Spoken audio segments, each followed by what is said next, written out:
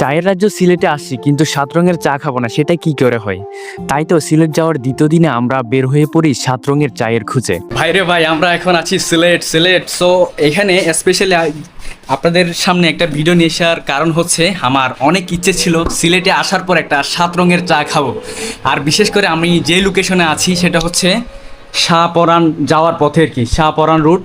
আর এই পথের মাঝখানে আছে এই ৭ রঙের চায়ের দোকান।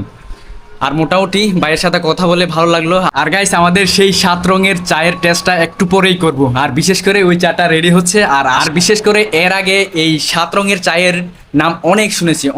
অনেক ভাইরা যখন সিলেটে আসছে তখন মানে শুনেছি ওরা ৭ রঙের চা খাইছে, এটা খাইছে, ওইটা খাইছে।